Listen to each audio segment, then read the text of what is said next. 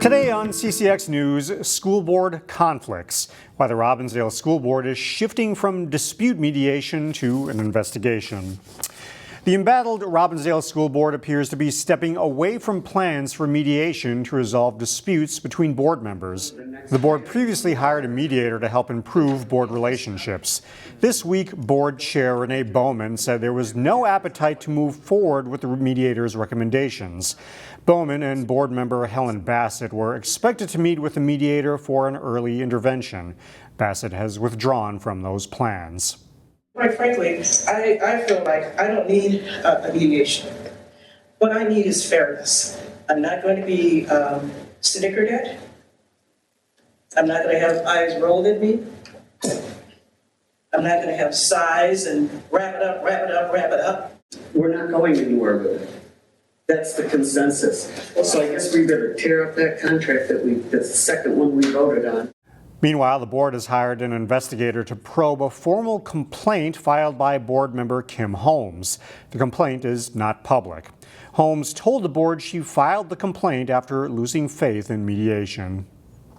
Plans for memorial service are now set to honor Jamal Mitchell, the fallen officer who called Maple Grove home. CCX News has learned that law enforcement officers from across the country will be attending to show support for Officer Mitchell's family. The service will take place Tuesday morning at Maple Grove High School. Mitchell's fiancee released a statement Thursday saying, quote, "Our family is completely devastated by our recent loss. Jamal was our whole world." Investigators say Officer Mitchell was killed in an ambush while attempting to give medical assistance responding to a double shooting in Minneapolis. A man is dead after crashing his motorcycle in Robbinsdale early Friday morning. According to Crystal Police, an officer noticed a motorcycle speeding.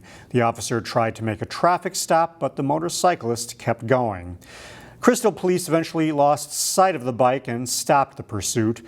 Minutes later, police say the motorcycle crashed near 42nd and West Broadway Avenue in Robbinsdale. Officers and paramedics attempted life-saving measures on the man, but he died at the scene. His identity has not yet been released. On National Donut Day, it's hard to resist that sugary breakfast treat. We asked all of you to vote on your favorite, and one donut shop took the cake. CCX News' Emily Haugen takes us inside your top choice in the Northwest suburbs. We took over about a year ago. We brought the donuts in, the breakfast sandwiches, everything like that. Hi, how many are we thinking? How many dozen? The sweet sound of National Donut Day. I went back to get something, and I came out and there was a line to the door. I'm like, I just went in the back. And it was like, oh.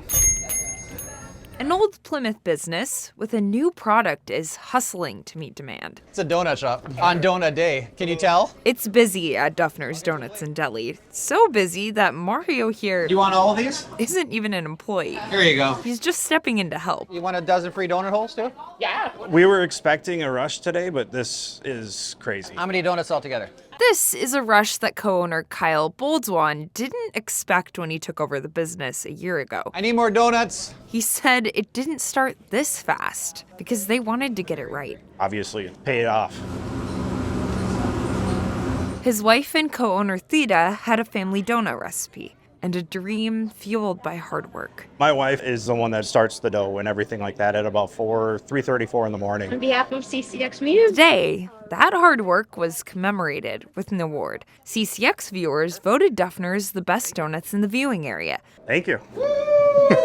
An award that's led to demand the owners didn't even dream of. The city of Plymouth has been amazing, and you can tell today. So this is what I have right now, and more are coming out. We're sold out of donuts at 9:30. All thanks to you. My pleasure. In Plymouth, Emily Haugen, CCX News.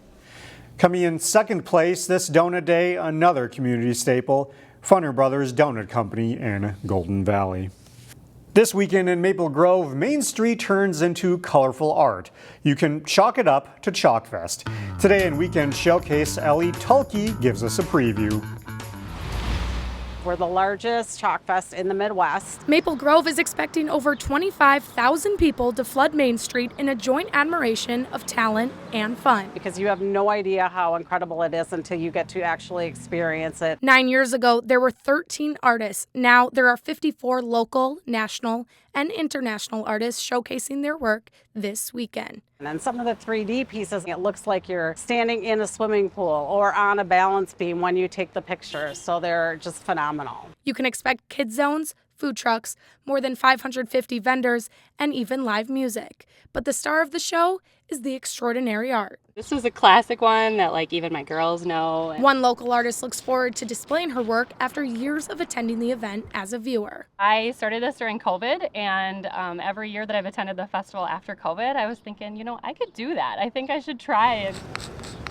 Crawford says she tries to make bold art that people will know. Classic cartoon style, maybe, is a good way to put it. And enjoy. I live on a cul-de-sac, so when I do my driveway, not that many people get to see the artwork. It excites me to kind of showcase and have more people come see it. Her favorite chalk style being 2D. I love doing things that are recognizable for people. Things they can connect to maybe from childhood, or have a toddler that they're watching shows right now like I do. And if anyone wants to try chalking it up themselves, they will even have a chalk art zone open to all. Finally, this segment, the class of 2024 gives us words of inspiration. Here's highlights of the Armstrong High School commencement address. Don't live in the past. Of course, I'm not telling you how to live your life and not think about the past. That's inevitable at some point. But what I am telling you is that every single one of you has an opportunity. Graduation marks the end of one chapter and the beginning of another. As we move forward, I encourage each of us to reflect on the values and lessons that have guided us to this point. Whether it's the guidance of a parent, the support of a friend, or the inspiration from a teacher, these influences have all shaped our paths.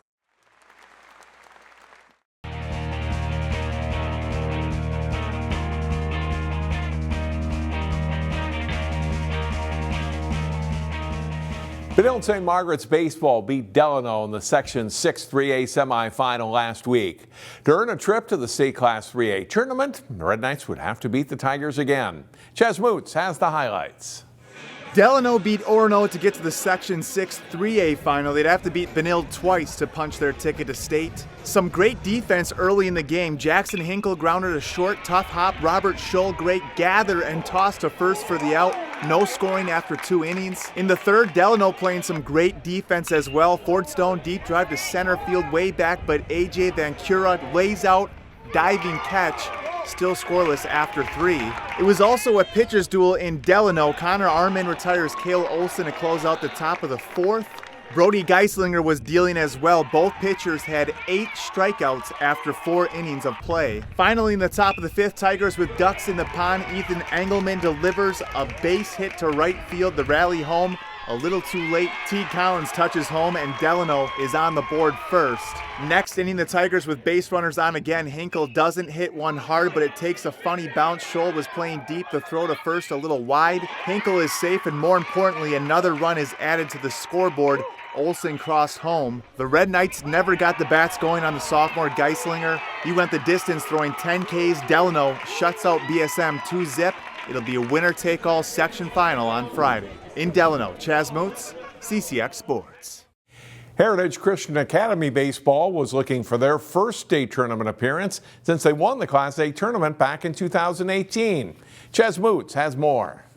Heritage Christian Baseball and Legacy Christian meeting up for a winner-take-all Section 4A final. The Eagles headed into the 4th inning up just 1-0, but they went to work from there. Striker Johnson hit to shallow center. The Lions lose the ball in the wind. A run comes home. Johnson would get tagged out in a rundown, but the Eagles put up 6 runs in the 4th. Legacy trying to rally in the bottom of the frame. Gavin Pratt, chopper to third. He gets thrown out at 1, but Solomon Cardell scores to get the Tigers on the board. In the 6th, Jay Anderson at the plate. He hits a chopper to short. Legacy can't handle it. Another run is tacked on for Heritage. Next batter, it's Johnson again. Rips one to left for a base knock. RBI single. Heritage up big 9-1. The Eagles played some great defense as well. Pratt sails the ball to foul territory right on the fence line, and Joe Hakinson makes a great snag to close out the 6th inning.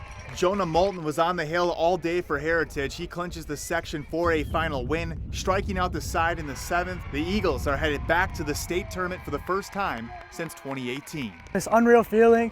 I mean, I've been with these guys since March, even practicing in February. So some captain's practice. We've been with these guys for a while now, and it's just there's no better feeling. In St. Paul, Chaz Moots, CCX Sports. The Wayzata boys tennis team had a dominant season. They look to repeat as Class AA team champions this week. Jay Wilcox has highlights from the championship match. Top seed Wayzata faces second seed Rochester Mayo for the state Class AA boys tennis title. First doubles, Nolan Badoon serves for Wayzata and his partner Jacob Salisbury puts the volley away. The Trojans duo beats Noah Wisniewski and Sam Pickering 6-2, 6-2. Second doubles, Wayzata's in the far court. Seventh grader Thomas Pronzinski sends the ball out wide, then gets on top of the forehand for a winner. Pronzinski and Ethan Turnen win 6-2, 6-4. And they sweep the doubles. Darren Akina and Carming Poon take this point and the third doubles match 6-0, 6-3, putting the Trojans in good position to win. To number 2 singles, Tanae Pangaluri in the far court for the Trojans. A forehand to the corner sets up an easy point. He wins the first set, but Mayo's Ian Lee rallies to win in a tiebreaker. Third singles, Wayzata's Rishi Ranjith in the far court. He comes in to play the slice, and a strong shot to the corner sets up a volley winner. Ranjith beats Caleb Kennel in a tiebreaker as Wayzata wins 5-2 to take their second straight title and 6th overall. Jay Wilcox, CCX Sports.